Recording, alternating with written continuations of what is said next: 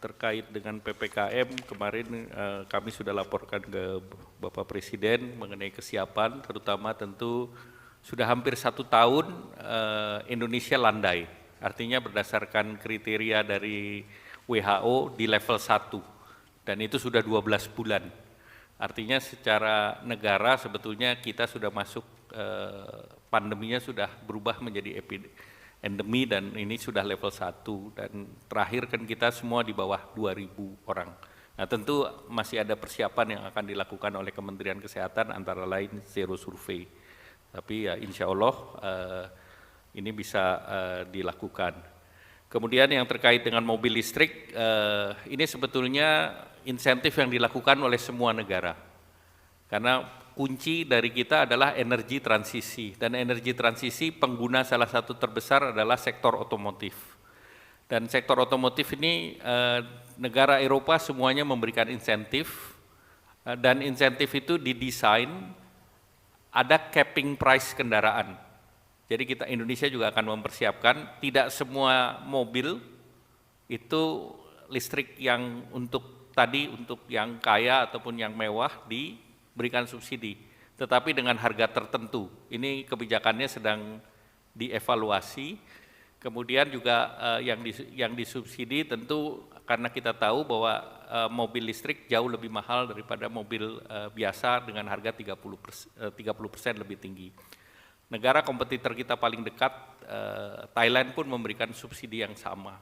Dan kedua, kita butuhkan market pengembangan pasar supaya jumlah mobil listrik itu bisa mencapai minimal 20% di tahun 2025. Atau kalau 20% itu sejumlah 400.000 unit. Nah ini nanti bukan subsidi ya, insentif kita berikan dalam rupiah tertentu, ini sedang bicara dengan Bu Menteri Keuangan, nilainya 5 triliun, nanti dibagi motor berapa, mobil berapa, bus itu kita akan pertimbangkan juga. Terima kasih. Jadi kembali ke PSBB, PPKM itu saya masih menunggu seluruh kajian dan kalkulasi dari Pak Menko maupun dari Kementerian Kesehatan. Dan saya kemarin berikan target, minggu ini harusnya kajian dan kalkulasi itu sudah sampai ke meja saya sehingga bisa saya siapkan nanti keputusan Presiden mengenai penghentian PSBB PPKM. Kita harapkan segera sudah saya dapatkan dalam minggu-minggu ini. Kemudian mengenai insentif untuk mobil listrik, ini kita harus lihat ya bahwa sekarang ini hampir semua negara sudah melakukan dan pemberian insentif ini dilakukan dengan kalkulasi dan kajian serta mempelajari negara-negara lain utamanya di Eropa yang sudah melakukan.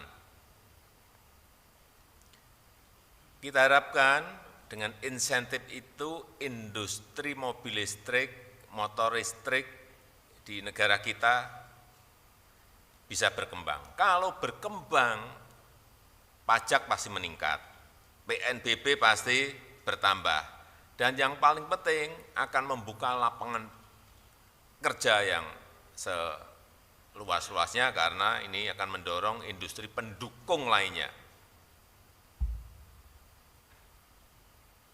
Dan insentif untuk angkutan umum selama produksinya di dalam negeri tentunya hitungannya berbeda. Nanti kalau sudah hitung-hitungannya final, keputusan ini final betul, baru akan kita sampaikan. Ya, saya rasa itu. Terima kasih sudah nonton. Jangan lupa like, subscribe, dan share ya.